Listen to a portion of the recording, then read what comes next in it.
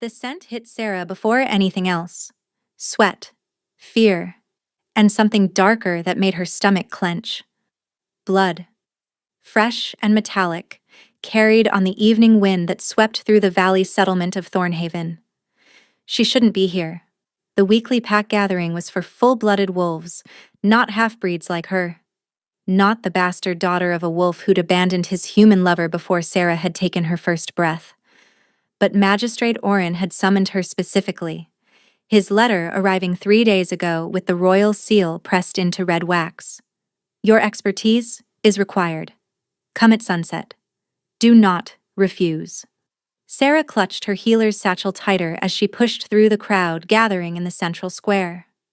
Wolves, dozens of them in human form, pressed close on all sides, their eyes gleaming with an excitement that felt predatory. She kept her gaze down, trying to make herself small, invisible. Don't look at them. Don't let them see you're afraid. Make way, a guard barked, and the crowd parted reluctantly. That's when Sarah saw the cage. It sat in the center of the square, iron bars dark with rust and stained with something she didn't want to identify. Inside, a man knelt on the metal floor, wrists shackled to the bars above his head.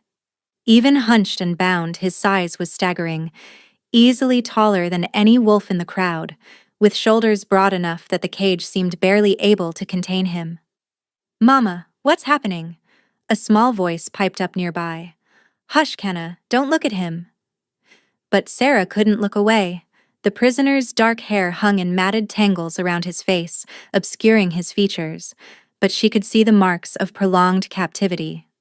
Bruises mottled his bare torso in shades of purple and yellow. Fresh cuts crisscrossed his back. And there, on his left shoulder, a wound that made Sarah's healer instincts flare with alarm. The flesh around it was wrong. Not infected in any normal way, but corrupted. Dark veins spreading from the puncture site like cracks in glass, pulsing with a sickly silver sheen that seemed to move beneath his skin. Silver root poisoning, Sarah realized with a chill.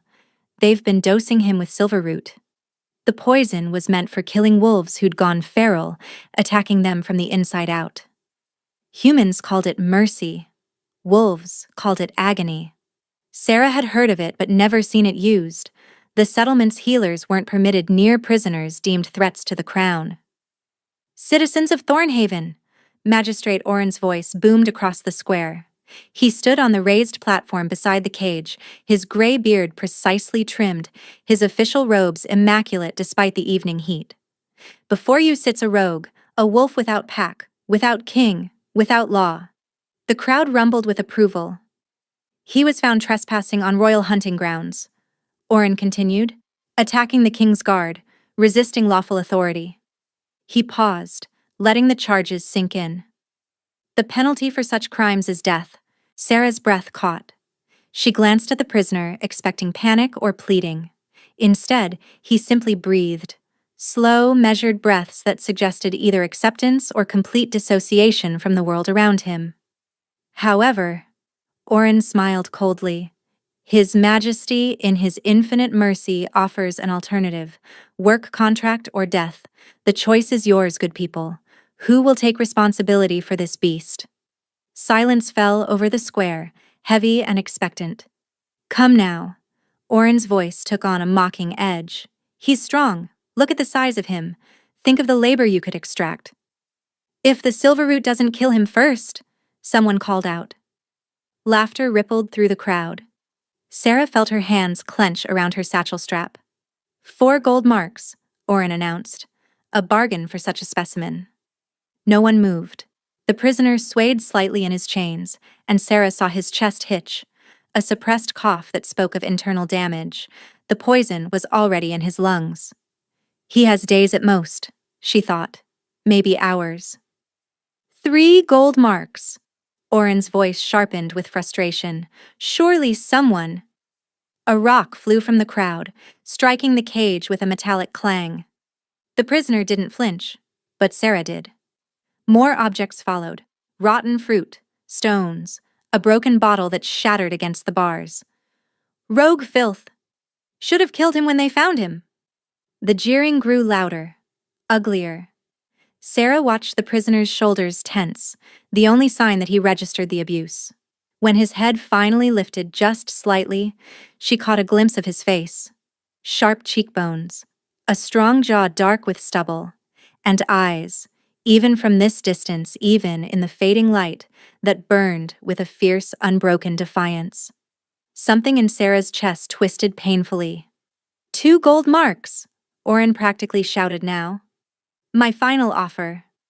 Sarah pressed forward without thinking, her body moving before her mind could catch up. Her healer's oath was pounding in her ears. Do no harm, turn away no one in need, preserve life above all. 1 gold mark, Oren spat. 1 gold mark and he's yours, or I end this farce now and… I'll take him. The words left Sarah's mouth in a rush, barely louder than a whisper, but in the sudden silence they rang like a bell. Every eye in the square turned to her. Sarah felt their stares like physical weight, felt the exact moment they registered what she was. Half-breed. Outsider. Other. You? Oren's lip curled. The healer girl? Sarah forced herself to meet his gaze, though her knees trembled. 1 gold mark. You said final offer.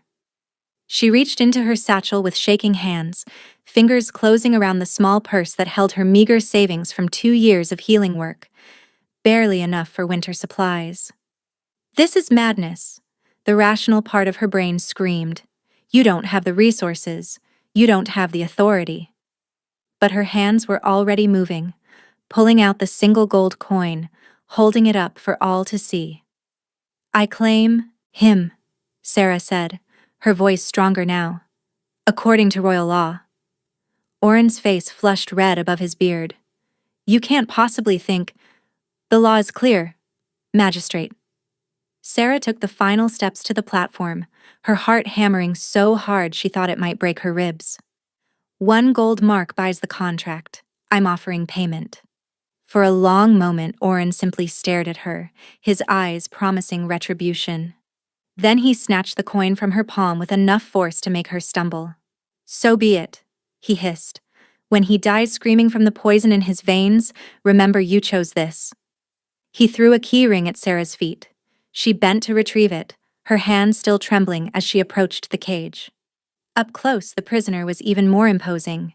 Even kneeling, his head was level with hers.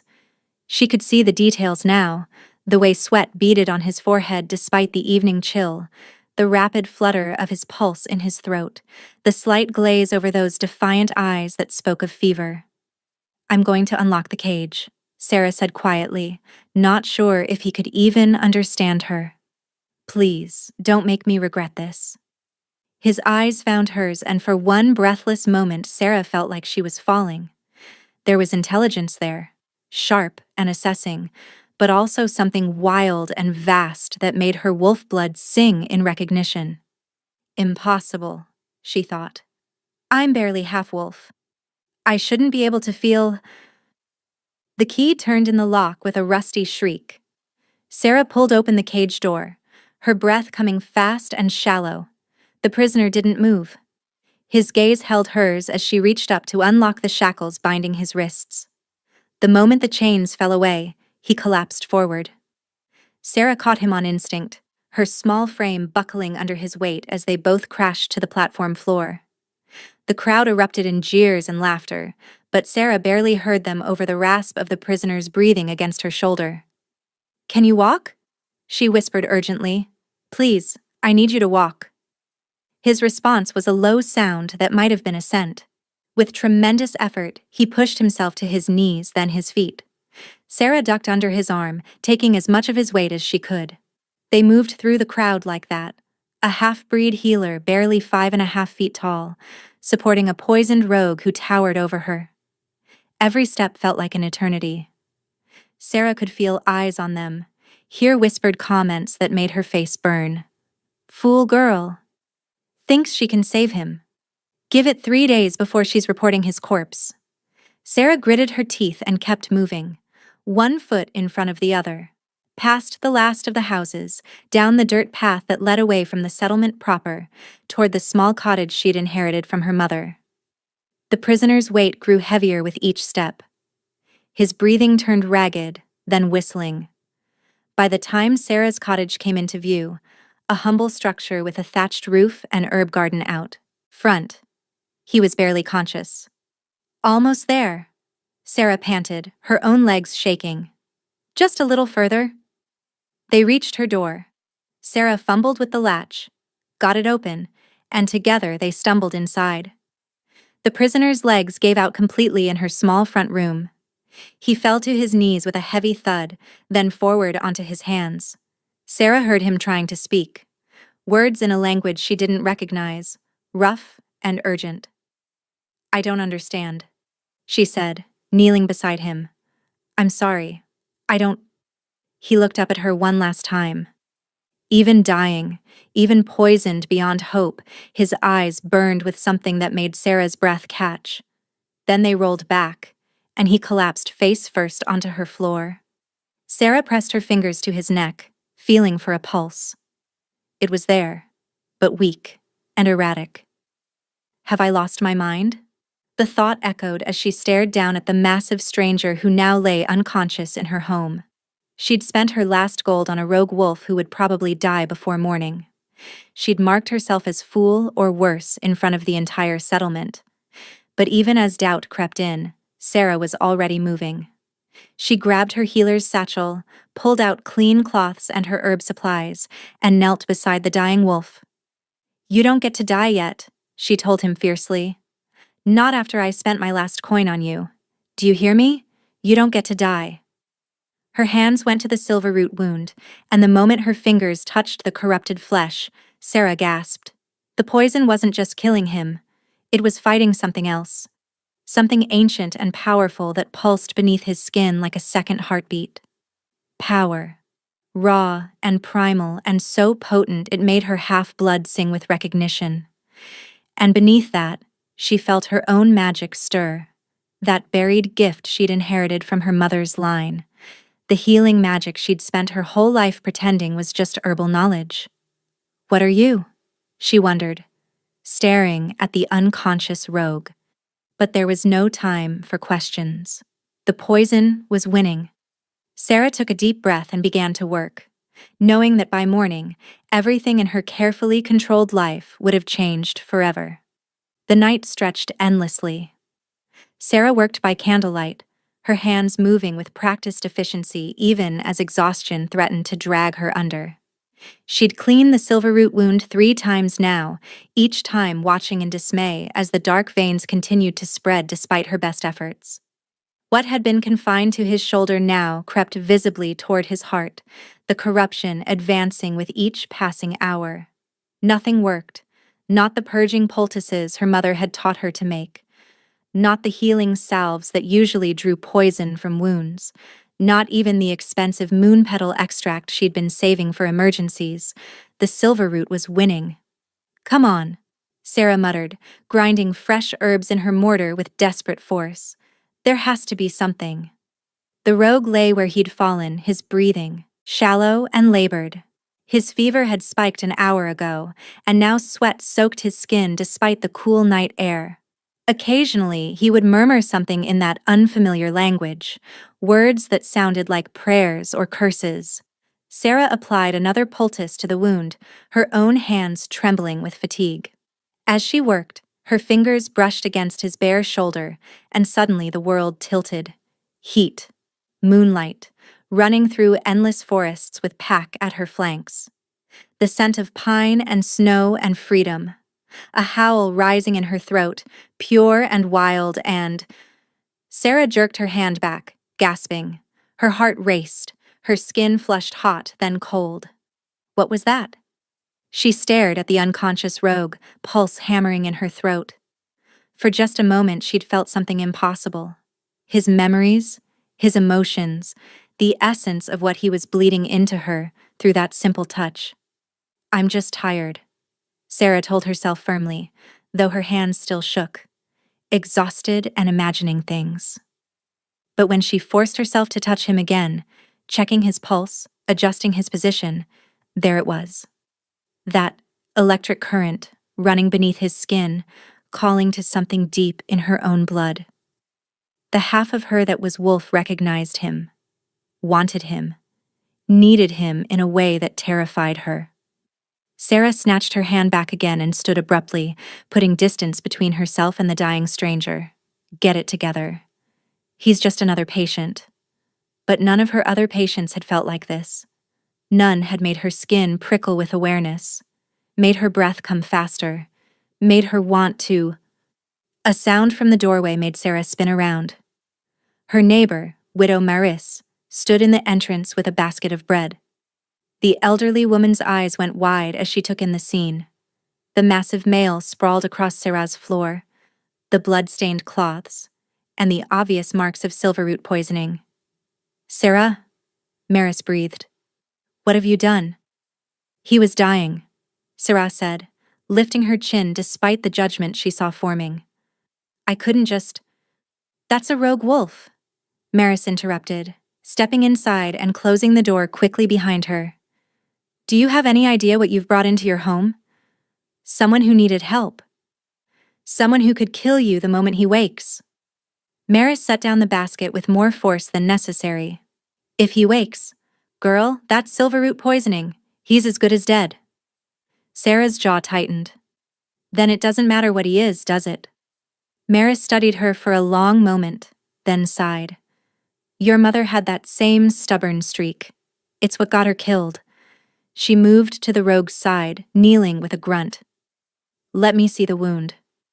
Together, they worked through the darkest hours of the night. Maris had knowledge Sarah lacked. Old wolf remedies passed down through generations, treatments that weren't taught to half-breeds.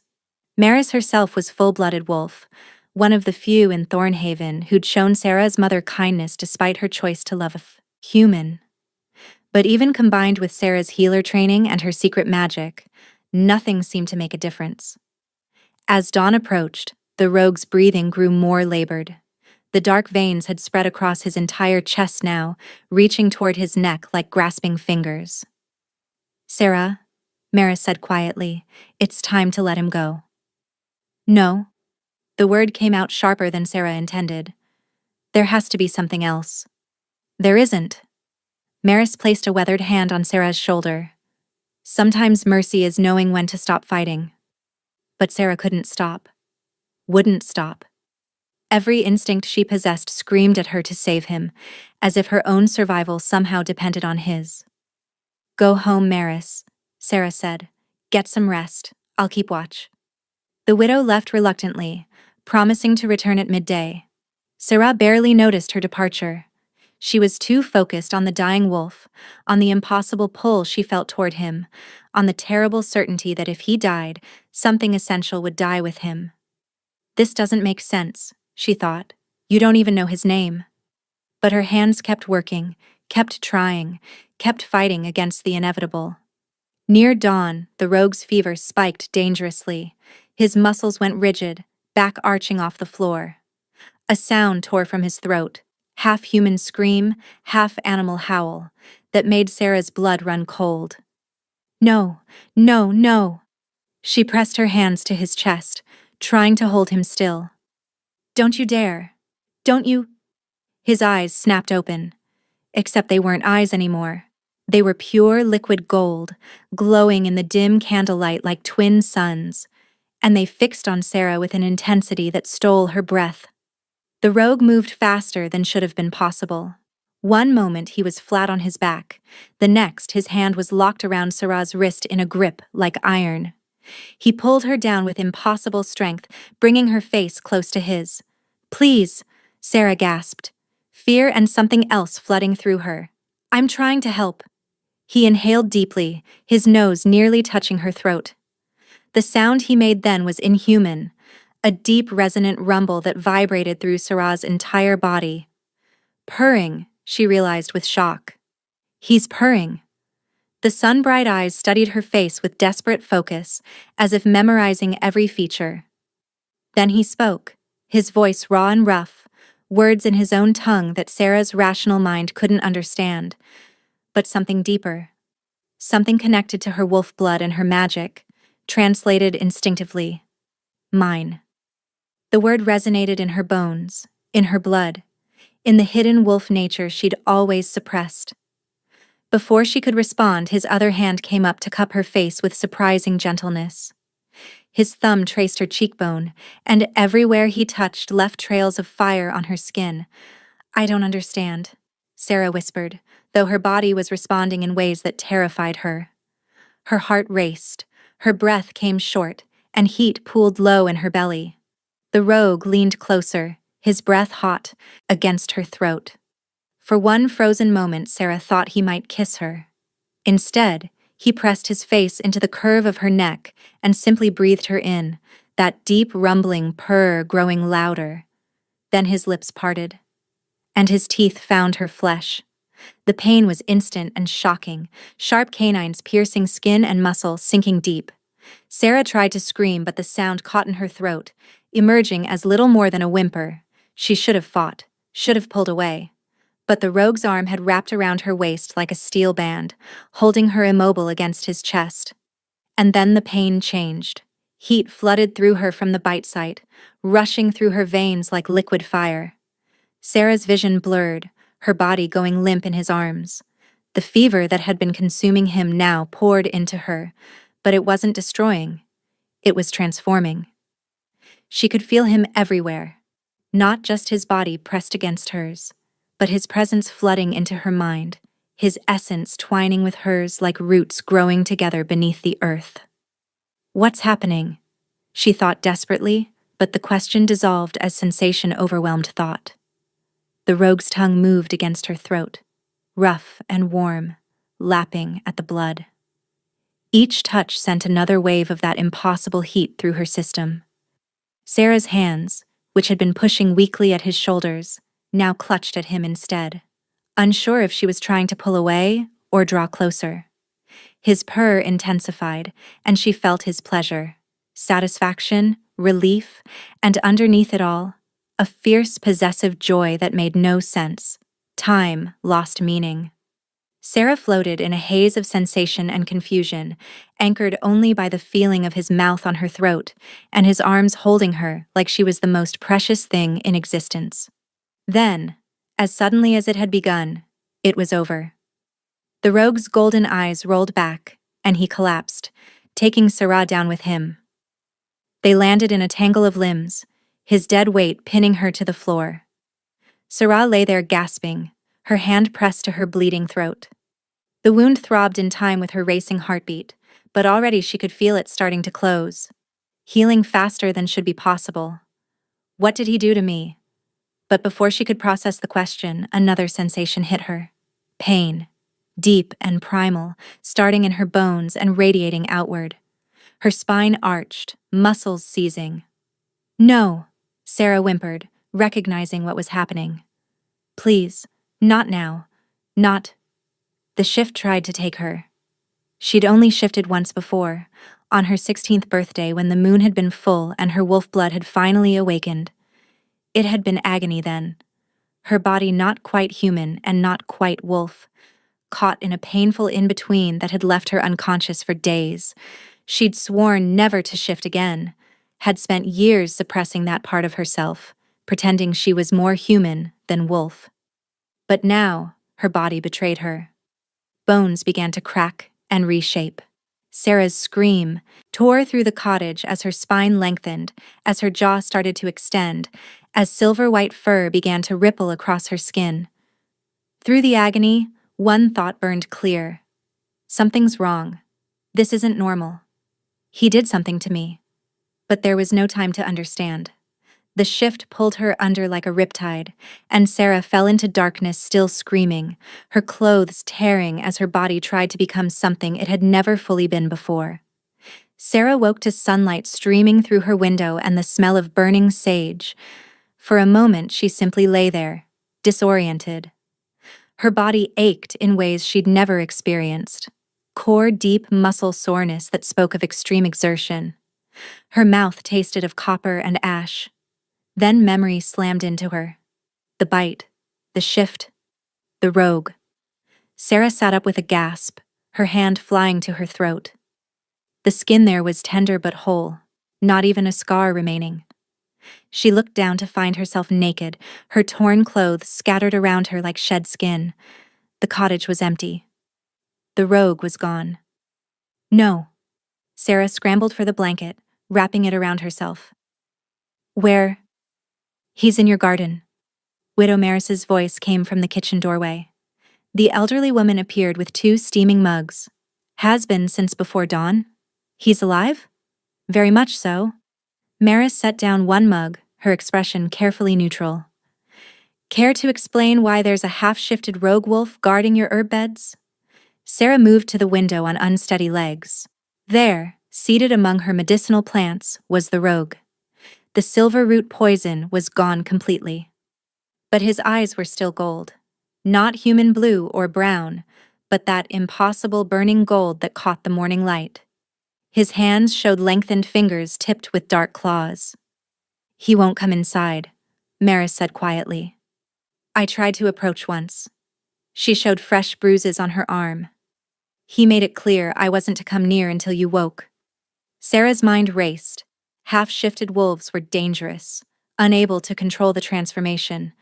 But this looked deliberate, protective. I need to talk to him, Sarah said. Wait. Maris caught her arm. That mark on your neck. It's gone now, but I saw it earlier. I know what a claiming bite looks like. Sarah's blood ran cold. That's impossible. I'm half human. Should have killed you, Maris agreed grimly, but didn't, which means he's powerful enough to force a bond with a half-breed. That's alpha bloodline, girl. Maybe higher. Sarah grabbed a dress, pulled it on quickly, and opened the door. The rogue's head snapped up, those flame-bright eyes locking onto her. Then he was on his feet, crossing the garden in 3 strides. Up close, she could see him trembling as if holding himself back through sheer will. His nostrils flared, and that deep purr started in his chest. You bit me, Sarah said, steadying her voice. Last night. He reached out slowly. When she didn't pull away, his fingers touched her throat where the mark had been, his claws. Retracted with visible effort. The moment his skin contacted hers, that electric current hit, stronger now. Relief, protectiveness, possessive satisfaction flooded from him into her. I don't understand what you did, Sarah continued. That bite tried to make me shift. I could have died. Anguish flashed across his features. He started to pull back, but Sarah caught his wrist. Wait. I need to know if it'll happen again. He spoke then, a single word in that musical language. But through whatever connection he'd forged, Sarah understood its meaning. Sorry. She stared. How did I? He placed his palm against her chest, over her heart. Then tapped his own chest, wolf gold eyes holding hers. Connected. Bonded. One. No, Sarah breathed. That's not possible. I'm half human. A loud knock on the garden gate interrupted. Sarah! Magistrate Oren's voice carried across the yard. Open this gate, now. Maris appeared at Sarah's elbow, pale. He's brought guards. 5 of them. The rogue moved instantly between Sarah and the gate, his purr transforming to a threatening growl, muscles coiling, claws extending again. Don't.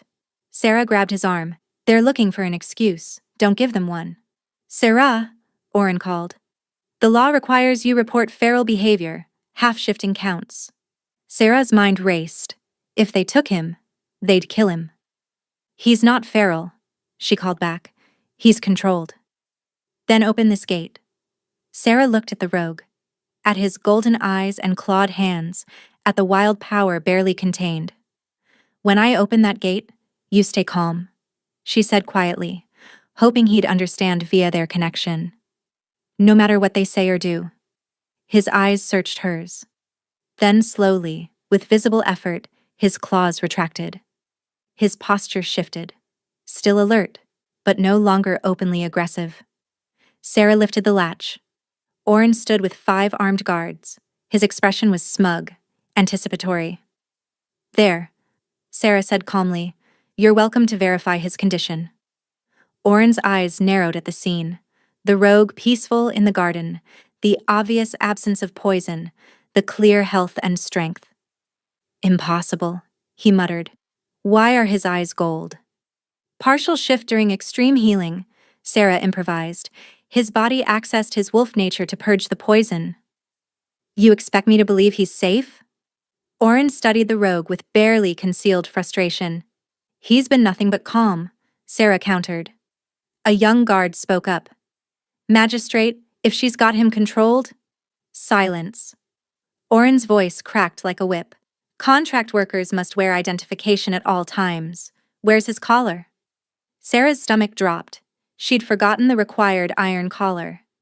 Then I'm confiscating him for contract violation, Oren said with satisfaction. Take him.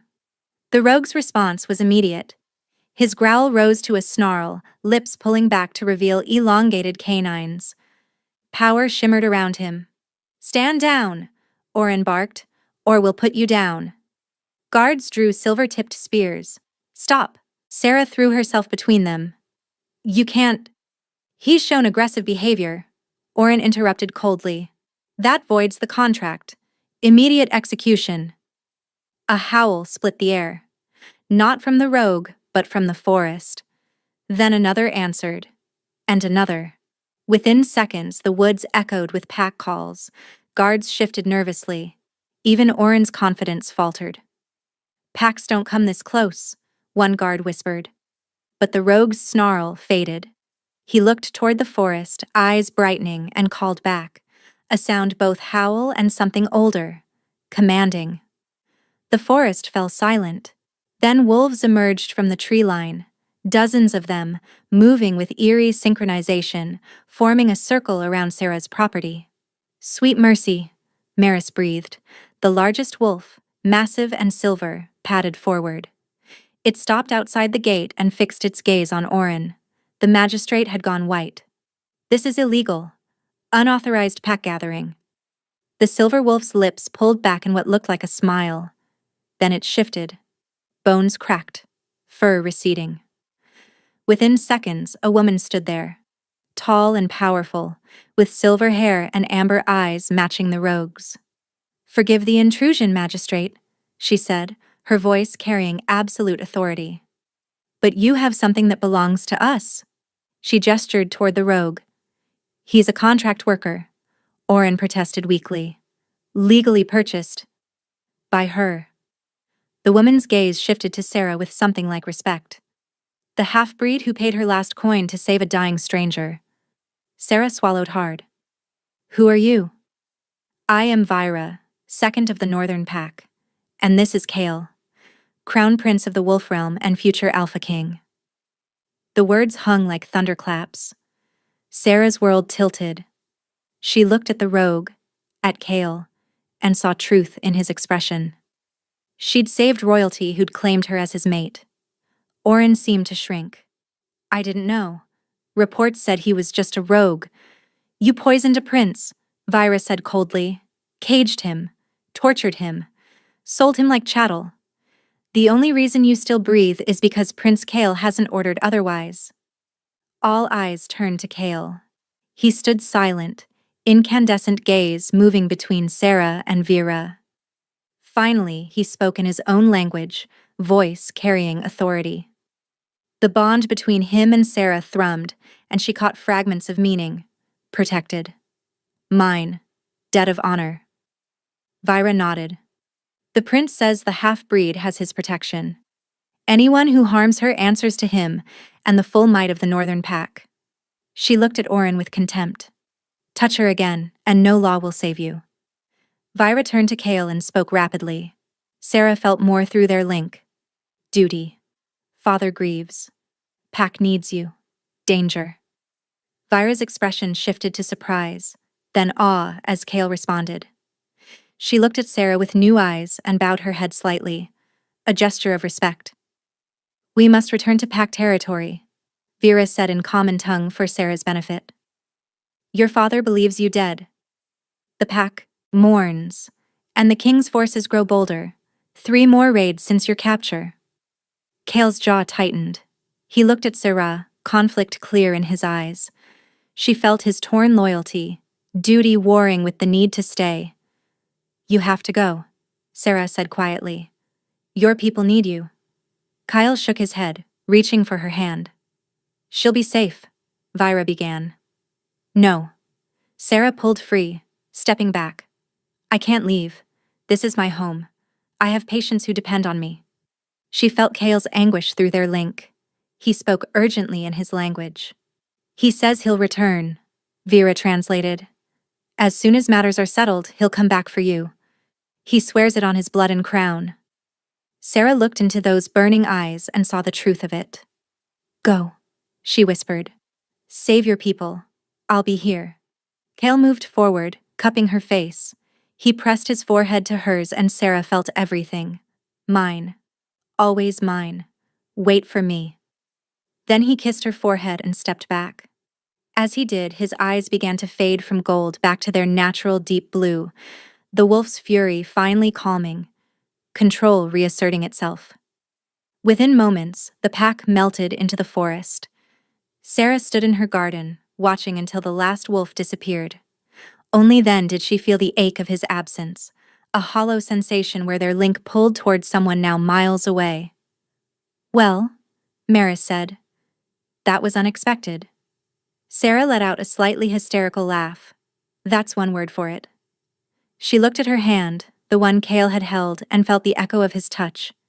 Their connection thrummed with life, reminding her he existed somewhere in the world, thinking of her, waiting to return. Despite the fear and uncertainty, Sarah found herself smiling. For the first time in her life, she wasn't alone. 3 weeks had passed since Vera and the Northern Pack had departed, taking Kale with them. 3 weeks of Sarah trying to convince herself life could return to normal, that she could forget the blue-eyed prince who'd claimed her and vanished. 3 weeks of lying to herself. Before the pack left, Sarah had sent word to Widow Maris through Vera, asking her to watch the cottage and her patients while she recovered from what everyone would assume was an illness. The elderly wolf's response had arrived days later, terse. "Come back alive, child. Your garden needs tending." The dreams started on the second night. Vivid, overwhelming dreams where Kale came to her cottage in the darkness, knelt beside her bed, and spoke to her in that liquid language she now understood perfectly through their bond. "Wait for me," he would say, his hand cupping her face with impossible tenderness. "I will return. I swear it." Then she would wake alone, heart racing, skin flushed with heat that had nothing to do with the temperature. The dreams felt more real than her waking hours. She could smell pine and snow on her sheets, could feel the ghost of his touch lingering on her skin. "You're losing your mind," Sarah told her reflection as she dressed for another day of healing work. Dark circles shadowed her eyes. She'd lost weight, her appetite vanishing along with her peace of mind. But it wasn't just the dreams. Pain had become her constant companion. It started as a dull ache in her bones, easy to ignore, easy to attribute to overwork. Then it intensified. By the end of the first week, Sarah would collapse without warning, torment tearing through her body as if something inside her was trying to break free. The episodes left her shaking and weak, but always passed within minutes. And each time she woke feeling perfectly fine, as if the pain had been imagined. Except for the growing certainty that something fundamental was changing inside her. "You look terrible," Widow Maris said bluntly when Sarah arrived at her cottage to check on the elderly woman's arthritis. "When's the last time you slept properly?" "I'm fine," Sarah lied, mixing herbs for a pain-relieving tea. "You're not fine. You haven't been fine since that prince left." Maris caught Sarah's wrist, examining her with a healer's critical eye. "The bond is affecting you." Sarah pulled away. "There is no bond. I'm half human. It didn't take." "Then why do you flinch every time someone mentions the Northern Pack? Why do you stare north at sunset like you're waiting for something?" Maris's expression softened. "Child, I can smell him on you still. Whatever he did, it worked." "That's impossible," Sarah said, but her voice lacked conviction. "Because she could smell him too. pine and snow and something wild that had no name. It clung to her skin, no matter how many times she bathed, wrapped around her like an invisible thread connecting her to something, someone far away. And worse, she could feel him. Not his physical presence, but his emotions bleeding through that impossible connection. Frustration, worry, and underneath it all, a soul-deep longing that mirrored her own. "He's the future Alpha King," Sarah said, finishing the tea with trembling hands. "Even if there was a bond, it doesn't matter. He has responsibilities, a kingdom to rule. He can't—" She stopped as pain lanced through her chest. Not the marrow-deep agony of the episodes, but something sharper. Emotional, rather than physical. Kyle was thinking of her. She knew it with the same certainty she knew her own name. "I have to go," Sarah said abruptly, gathering her things. "Sarah."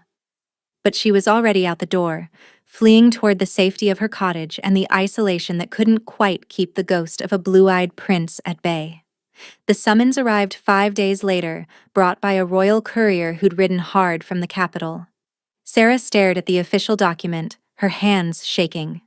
The royal seal, not the local magistrate's stamp, but the actual king's mark, pressed into crimson wax at the bottom. "Your presence is required at the capital. A royal escort will arrive in 3 days to ensure your attendance. Refusal is not an option. No explanation. No reason given. Just the command and the implicit threat." "They know," Sarah whispered to her empty cottage. "Someone told them about the bite, about what happened?" Magistrate Oren. It had to be. He'd seen Kale half-shifted in her garden, seen the northern pack appear to claim their prince. Despite his humiliation, or perhaps because of it, he must have reported everything to the capital, not to help the king, but to rid himself of the embarrassment and remove Sarah from the settlement entirely. Her mind raced through possibilities, each worse than the last. Claiming a half-breed was probably illegal. They'd execute Kale for breaking some ancient law, and her for— what? Allowing it to happen? Surviving when she should have died? But she had no choice. Refusing a royal summons meant death. Sarah spent 3 sleepless nights packing the few possessions she couldn't bear to leave behind and arranging for Maris to watch over her cottage and patients indefinitely. At dawn on the 4th day, a royal guard arrived. Not Thornhaven's settlement watch, but actual King's Guard in their silver and blue uniforms. Sarah Ashenhart? The captain was a middle-aged wolf with cold eyes. "You'll come with us. Now." The 3-day journey to the capital was a waking nightmare. The guards refused to answer her questions, refused even to speak to her beyond barked commands. They traveled hard, stopping only when the horses needed rest. And every night, the pain episodes grew worse. On the 2nd night, Sarah collapsed while trying to set up her bedroll. White-hot suffering ripped through her spine, her bones grinding and reforming. She bit down on her sleeve to muffle her screams, terrified the guards would see her weakness and decide she wasn't worth transporting. Through the pain, she felt Kale's presence spike with alarm. Could he sense her suffering via their link? Was he somewhere in the world, feeling her torment as she felt his longing? "I'm sorry," she thought desperately, not even sure if he could hear her. "I'm sorry, I'm not strong enough for whatever this is." The response came not in words, but in warmth, a flood of comfort and strength that wrapped around her like arms she couldn't see. "Hold on," the sensation seemed to say. "Just hold on." By the time they reached the capital, Sarah could barely sit upright in her saddle. The city sprawled before them, massive and ancient, with the royal castle rising at its center like a mountain of white stone. But instead of taking her to the castle, the guards veered toward a different building, smaller but no less imposing, the Royal Academy of Sciences, according to the sign. Sarah's unease grew. They led her deep into the building's lower levels, down corridors lined with strange equipment and the acrid smell of alchemical experiments. Finally, they stopped before an ornate door. "Inside," the captain commanded. "Master Theron is expecting you." The room beyond was part laboratory, part library, with books and vials, SP covering every surface, and standing at a workbench, examining something that glowed with sickly green light, was a man in scholar's robes. He turned as Sarah entered, and she felt her blood run cold. Everything about him was sharp. Sharp features, sharp eyes, sharp smile that held no warmth whatsoever. "Ah, the half-breed who saved a prince," Master Theron said, his voice smooth as oil. "How fascinating. Please sit." Sarah remained standing. "Why am I here?" "Direct. I appreciate that." Theron gestured to a table where another body lay covered by a sheet. "I have questions about your healing methods. Specifically, how you cured a dying wolf of silverroot poisoning in a single night." Sarah's heart hammered. "I used traditional remedies, poultices, and—" "Don't insult my intelligence." Theron pulled back the sheet, revealing a wolf's corpse. The body was covered in dark veins identical to what had marked Kyle. This wolf received the exact same dose of silverroot as the prince, same concentration, same delivery method. He died within 6 hours, screaming in agony. He turned those cold eyes on Sarah. Yet Prince Kale not only survived, he recovered completely. No scarring, no lasting damage. "So tell me, half-breed, what did you really do?" Sarah's mouth went dry. "I told you. Traditional healing. You're lying." Theron moved closer, circling her like a predator. "I've spent 20 years perfecting silverroot poison. I know every cure, every antidote, and every possible treatment. Nothing works once the corruption reaches the heart. Nothing." 20 years. The words registered slowly. "You created the poison?"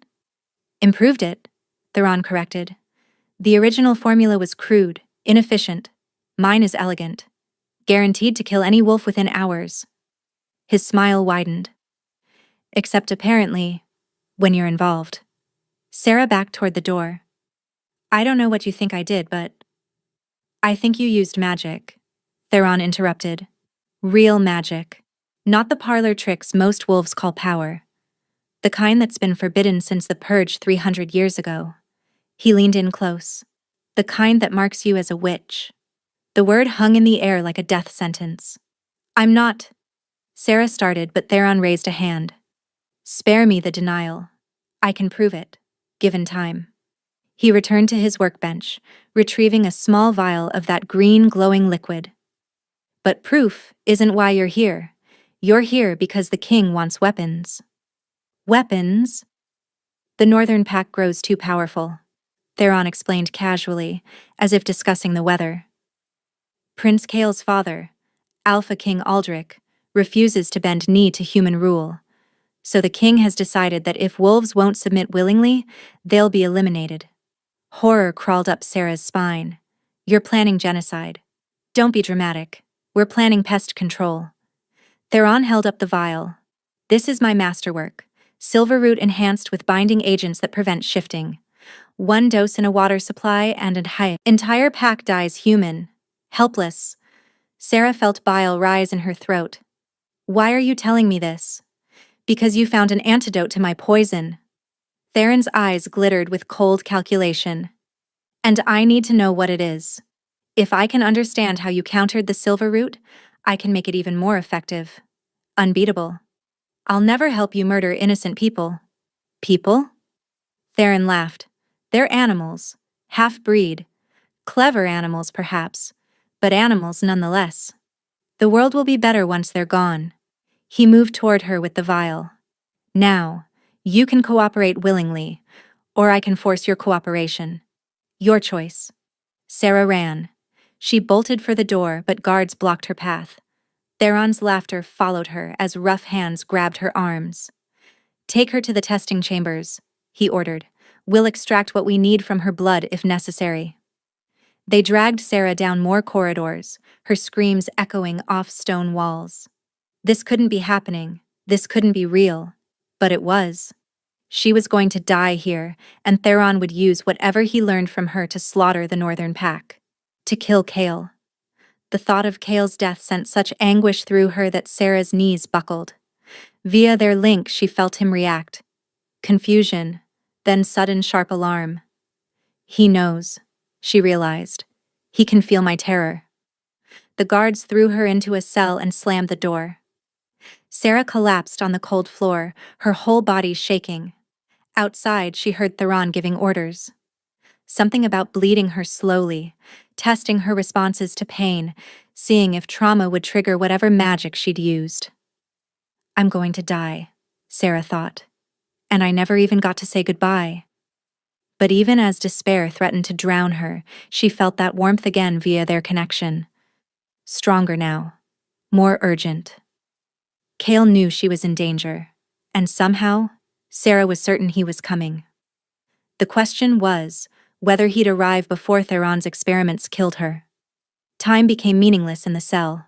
Sarah drifted between consciousness and fever dreams, her body racked with pain that had nothing to do with Theron's experiments, though those were horror enough. Twice daily, guards would drag her to the laboratory where the master alchemist would take blood samples, apply various toxins to her skin, and watch with clinical detachment as her body fought to heal itself. Fascinating, he'd murmur, taking notes. The healing factor is definitely enhanced beyond normal half-breed capabilities, but I still can't isolate the mechanism. What Theron didn't know, what Sarah barely understood herself, was that she was dying anyway. The bond was killing her. Or rather, her body's rejection of the bond was slowly tearing her apart from the inside. Her magic, that buried gift she'd spent her whole life suppressing, was at war with the wolf nature Kale's bite had awakened. Two forces, both powerful, both pulling her in opposite directions. She could feel it each time the episodes hit her, bones trying to shift, her magic forcing them back to human shape. An endless cycle of breaking and healing that was consuming her life force like kindling in a fire. You're dying, Theron observed on the 5th day, studying her with detached curiosity. Whatever you did to save the prince is consuming you. Ironic, really. Sarah didn't have the strength to respond. She barely had the strength to breathe. That night, curled on the cell floor, she felt Kale's presence more strongly than ever. His anguish flooded via their link, rage and helplessness and grief so profound it made her weep. Let go, she thought toward him, hoping he could sense her thoughts. I'm not worth this. Let me go. But the response came fierce and immediate. Never. Sarah woke to shouting. She dragged herself to sitting, her vision swimming. Outside her cell, guards were running, their boots thundering on stone. Alarms rang through the building, deep, resonant bells that meant only one thing: attack. The door to her cell burst open, but instead of guards, a massive wolf stood in the doorway. Silver gray, with eyes of liquid amber. Vyra? Sarah croaked. The wolf shifted, bones cracking and reforming until the tall woman from weeks ago stood there. But now her face was hard, her eyes blazing with fury. Can you walk? Vyra demanded. Sarah tried to stand, and her legs gave out immediately. Vyra cursed and scooped Sarah up as easily as if she weighed nothing. Hold on. They ran through chaos. The building was under assault, wolves in both human and animal form fighting the king's guard. Sarah caught glimpses of carnage, blood on white stone, bodies both wolf and human, the acrid smell of silver weapons mixed with the copper tang of death. Where's Kale? Sarah gasped. Where do you think? Vyra's voice was grim. Tearing through the castle looking for you. They burst into the courtyard, and Sarah's breath caught. Dozens of northern pack wolves filled the space, holding back guards with ruthless efficiency. And at their center, facing down Master Theron himself, stood Kale. He was fully shifted, not the half-form she'd seen before, but a complete transformation. The wolf was enormous, easily twice the size of a normal wolf, with fur so dark it seemed to absorb light. His eyes blazed amber as he stalked toward Theron, a growl building in his chest that made the ground vibrate. Kale, no. Sarah's voice came out as barely a whisper, but somehow he heard. His massive head swung toward her, and the change in his expression was immediate. The rage transformed into something equally intense but entirely different, relief and joy and desperate need all tangled together.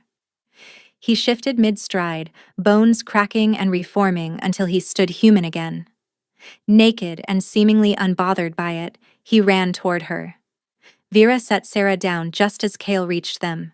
He dropped to his knees, his hands hovering over her body as if afraid to touch, afraid she might shatter.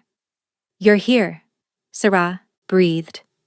"How did you—" "Felt you," Kale said, his accent thick with emotion. He spoke common tongue now. Their bond had allowed him to understand her language, though speaking it was still new, still required effort. Through bond. Felt your pain. His hands finally settled on her face, infinitely gentle. "Thought I lost you."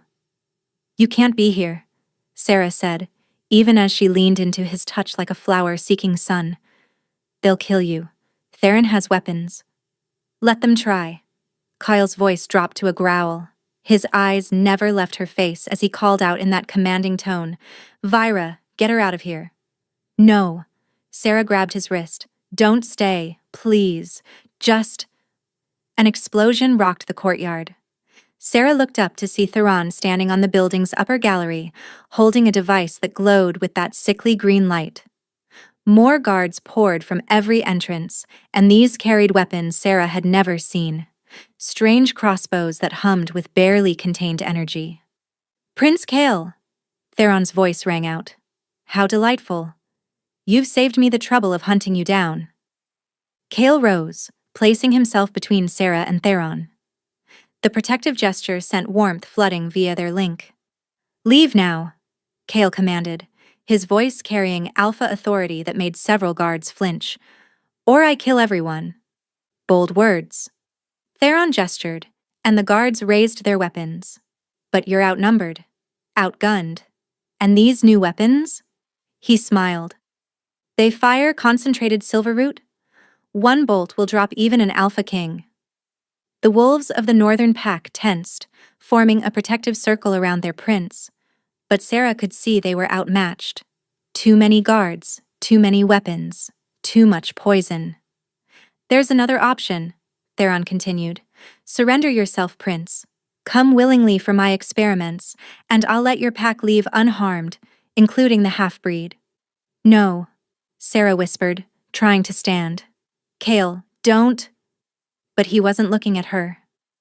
His attention was fixed on Theron, and Sarah felt via their link the calculation happening in his mind.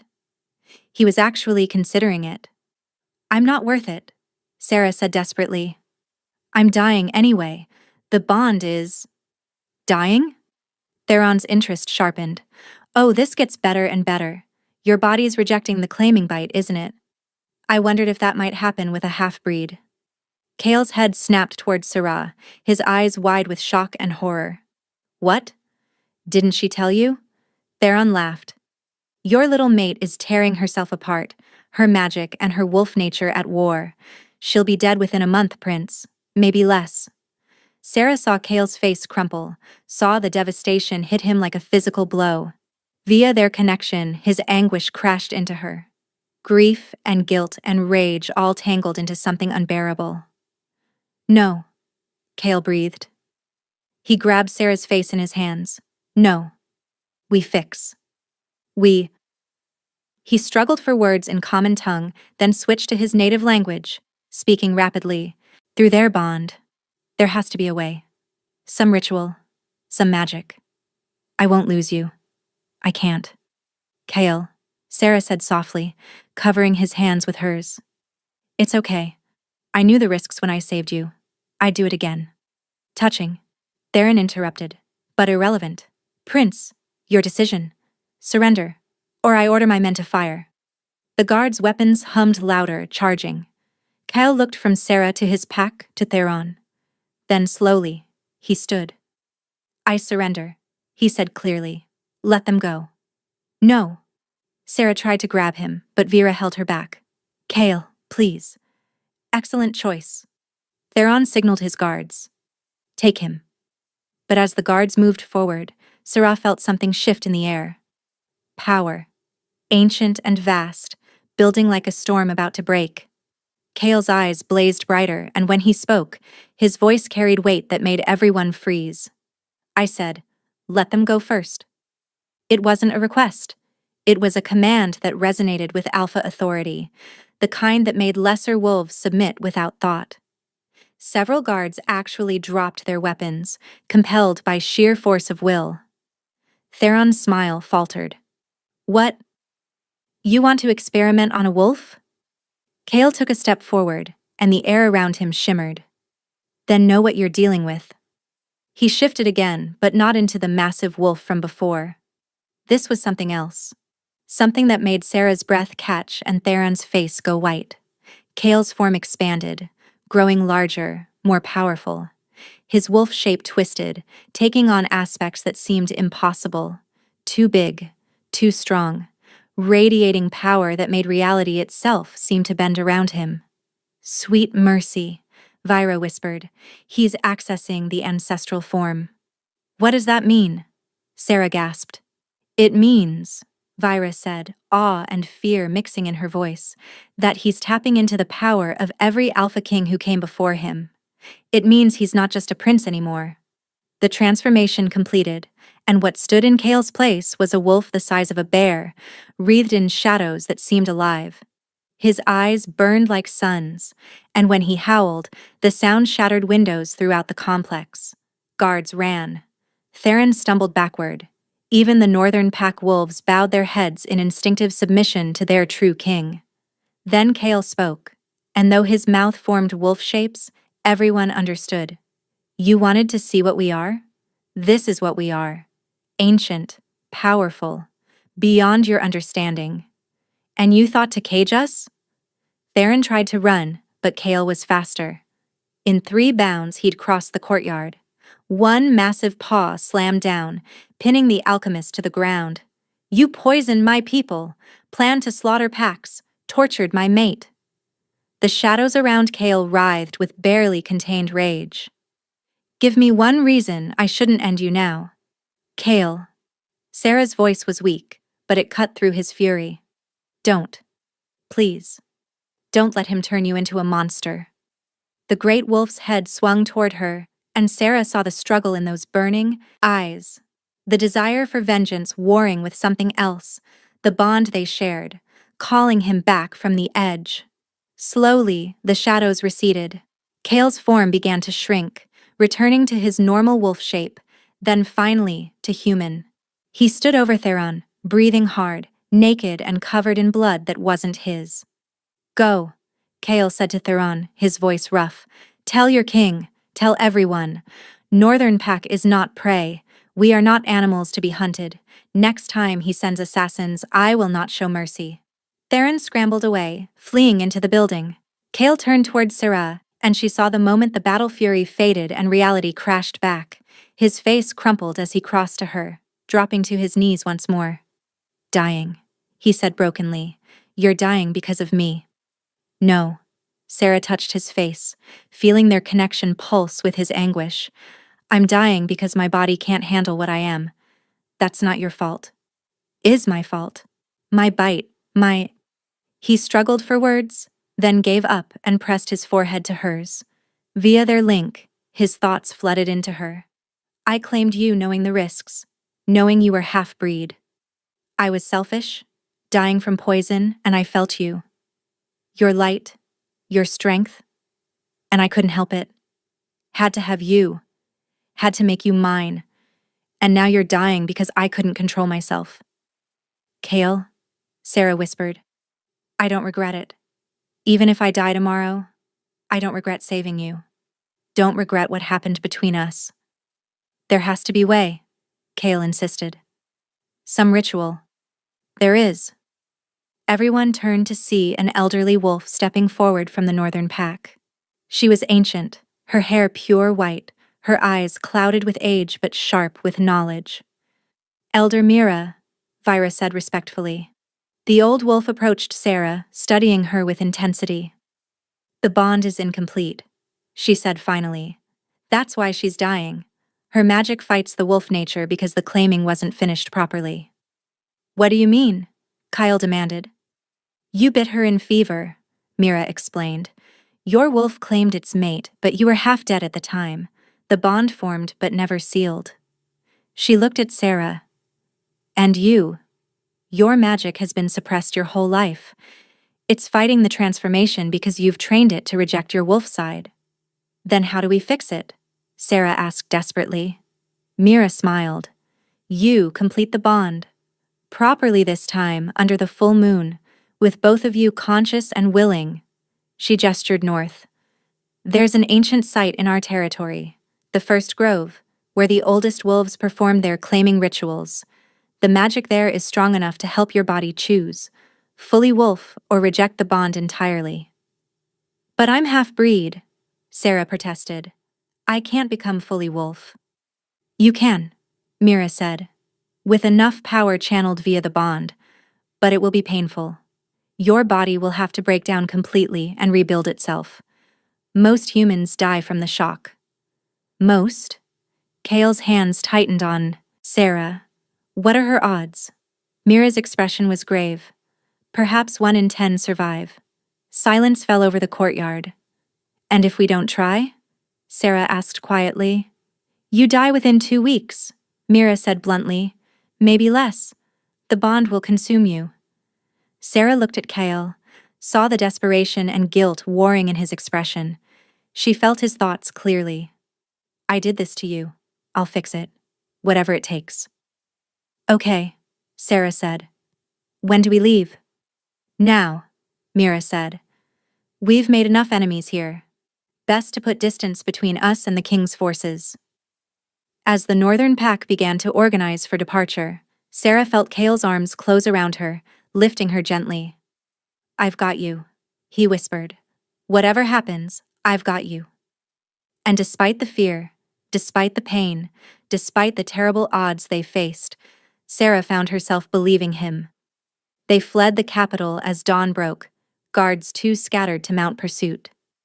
The journey north took 3 days, each passing under the waxing moon that would reach fullness on their arrival. Perfect timing that felt less like coincidence and more like fate. And each day brought Sarah closer to death. The pain episodes had intensified until she could barely remain conscious. Twice, Kale carried her unconscious form as her body tore itself apart and healed in endless cycles. Someone in the pack had found clothing for him during their flight, and now he wore simple travel leathers as he cradled her against his chest. Hold on, he'd whisper, cradling her close. Just hold on, beloved. She felt everything via their connection, his guilt, fear, and desperate love. How can you love someone you barely know? She thought. The bond answered, because I know your soul. The northern pack territory was wild and beautiful, with ancient forests humming with magic. On the 3rd evening, they reached the first grove. The clearing was circular, surrounded by impossibly old trees. At the center stood a ring of standing stones carved with glowing symbols. The full moon rises in an hour, Elder Mira said. We need to prepare. Other pack members painted ceremonial marks on Sarah's skin, symbols to help channel the moon's power and ease the transformation. You'll survive, Vira said as she worked. Any half-breed strong enough to save our prince has strength for this. When preparations were complete, Sarah was led to the stone circle in a simple white shift. Kale waited at the center in ceremonial leathers decorated with silver thread, formal clothing appropriate for a prince performing a sacred ritual. His expression raw with love and fear. He caught her before she fell. You don't have to do this, he said urgently, speaking common tongue with only slight accent now. If you want to leave, Kale. Sarah placed her hand over his racing heart. I want this. I want you. He pulled her close, face buried in her hair. I'm terrified. If you die, then I die, knowing I was loved. The northern pack gathered at the clearing's edge. Elder Mira raised her arms as the full moon began to rise. We are gathered to witness a claiming, she intoned, to bind wolf to wolf, soul to soul. Moonlight strengthened, Sarah felt power gathering, making her wolf nature stir. Prince Kale, do you claim this woman as your mate? I do, Kale said without hesitation, taking Sarah's hand. She is mine, as I am hers. Sarah Ashenhart, do you accept this claim, knowing you may not survive? Sarah looked into Kale's eyes, deep blue now, beautiful and full of hope. I do, she whispered. Then let the claiming begin. Power flooded the circle. Moonlight intensified until almost blinding. Sarah gasped as it poured into her like liquid starlight. Now, Mira commanded. Complete the bond. Kale's hands cupped Sarah's face, tilting to expose her throat. His movements were deliberate this time. Reverent. I'm sorry for the pain, he whispered against her skin. Then his teeth found where neck met shoulder, and he bit down. Pain overwhelmed her, but Sarah didn't fight. She felt Kale's essence pouring through the bite. Their bond snapped into devastating completeness. Their minds merged. She felt his fierce love, guilt, desperate hope. He felt her acceptance, trust, and love she'd been too afraid to name. Mine, his consciousness growled. Yours, she agreed. And you are mine. Something fundamental shifted. Her wolf nature surged forward with savage joy. Her magic, instead of fighting, wrapped around the wolf spirit in embrace. Two halves of one whole.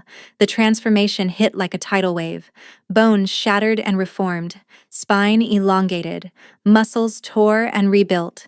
Silver-white fur erupted across her skin. Her senses exploded. Smell, hearing, sight intensifying beyond imagination. Through it all, Kale held her. His arms kept her upright when she'd have collapsed. His presence in her mind soothed her screams. His love anchored her when she thought she'd die. I've got you, he promised. I've got you. The transformation completed. Sarah stood on 4 legs, fully wolf for the first time without fear. Sleek, powerful, and free. The pack howled in celebration. Sarah lifted her head and joined them, her voice blending in triumph and belonging. Kale shifted beside her, his massive dark wolf pressing against her smaller silver form. Enormous compared to her, yet she felt only rightness. Beautiful, his voice resonated clearly via their complete connection. My beautiful mate. Unable to speak yet in this new form, Sarah nuzzled against him, letting actions speak. The pack celebrated late into the night. Every time Sarah felt overwhelmed, Kale was there, constant presence in her mind and at her side. As dawn approached, Elder Mira approached. You should shift back now. Your human form needs to adjust. Sarah tried, but nothing happened. She looked at Kale in alarm. I can't, she thought desperately. I don't know how. Peace, Kale soothed. I'll help you. He shifted first, returning to human form. Then he knelt, placing his hand on her silver fur. Close your eyes. Reach for your human self. She's still there, buried under your wolf nature. Sarah searched inside herself. At first only wolf, instinct and freedom. Then she felt it, a spark of human consciousness. She reached for it, and the shift took her. Easier this time. Within seconds, Sarah knelt human and naked. Kyle wrapped her in his cloak, pulling her close. How do you feel? Sarah took inventory. The pain was gone. In its place was strength thrumming through every cell. Their link connected her to Kale so completely she couldn't tell where she ended and he began. Whole, she whispered. I feel whole. Kale's arms tightened. His relief and joy flooded via their bond. Thought I lost you, he said roughly. I'm here. I'm not going anywhere. Good. He pulled back to look at her face. Because now we perform the proper claiming ceremony, where I announce to the pack you're my mate, my future queen. Sarah's breath caught. Queen? You're mine, Sarah, which makes you a princess now. Eventually, when my father steps down, Alpha Queen. The weight threatened to overwhelm her. I don't know how to be a queen. We'll learn together. He pressed his forehead to hers. As the sun rose, painting the sky gold and pink, Sarah let herself believe it. A future where she belonged.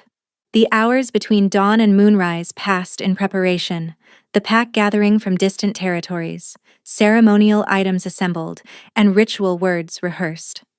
The formal ceremony took place that evening. Sarah wore deep blue robes embroidered with silver wolves and stood beside Kale before hundreds of witnesses. Alpha King Aldrich performed the ceremony. The older wolf was imposing, gray-streaked and sharp-eyed.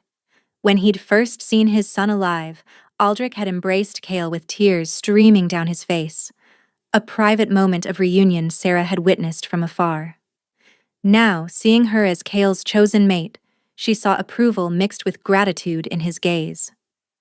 "Sarah Ashenheart," Aldrich intoned, "you have been claimed by my son. You survived the bonding. You've proven your strength. I accept you into the Northern Pack. I acknowledge you as my son's mate. I welcome you as future Alpha Queen." The pack erupted in howls. Tears streamed down Sarah's face. She had a pack now. A family. A place where her gifts were celebrated. Not feared. Kale took her hand, raising it high. "This is my mate. Any who threaten her threaten me. She is pack. She is kin. She is mine." The pack's response was deafening. Later, Kale led her to a private chamber in the royal residence. "Overwhelmed?" he asked. "Completely," Sarah admitted, moving to the window. In the distance, wolves ran free and wild. "A month ago, I was just a healer. Now I'm a princess?" "You're already everything you need to be," Kale said, arms wrapping around her waist from behind. Sarah leaned into him, feeling their connection pulse with contentment. "I'm still angry at you for biting me without giving me a choice." Kale tensed. "I'm sorry. If I could take it back—" "I didn't say I wanted you to take it back," Sarah interrupted, turning to face him.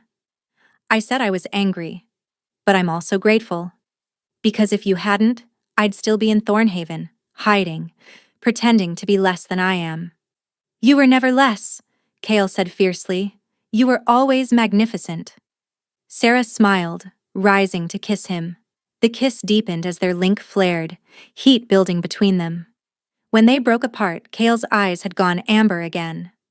"The bond intensifies everything," he said, voice rough, "including physical attraction." "Is that a warning?" "A promise." He cupped her face. "I've wanted you since you bought me at that auction. Since you healed me. Since you put yourself between me and danger." His voice dropped to a growl. "And now that you're mine, truly mine, I intend to show you exactly how much." He swept her into his arms and carried her to the bed. Much later, tangled in silk sheets, Sarah traced the claiming mark on Kale's shoulder, mirror to hers. "What happens now?" "Now we have forever." Kale pressed a kiss to her hair. "We build our life together. Rule together when the time comes. Face whatever challenges. Together." "Together," Sarah repeated. Word would reach them later through Vira's network that Theron had been arrested by the king's own guard, his experiments exposed by a brave whistleblower, going too far even for royal tolerance. Oren had been stripped of his position and exiled for his failure to recognize a prince of the realm, and for the false intelligence he'd provided that led to the disastrous confrontation. And Widow Maris had sent word via a traveling merchant. "The cottage is waiting when you're ready to visit, child. I've kept your garden well." She felt Kale's contentment. Despite everything, the pain, fear, near death, she wouldn't change a moment. It had all led here, to him, to herself, to home. "I love you," Sarah whispered. "And I love you, my heart, my mate, my queen." "My everything," he added via their bond. "My everything," Sarah agreed. In the safety of each other's arms, surrounded by pack and promise, they rested. Their connection sang with life and love, forged in pain and sealed in devotion, a bond that would last lifetimes. Sarah had saved a dying prince, spent her last coin on a stranger, and risked everything. And in return, he had given her the world.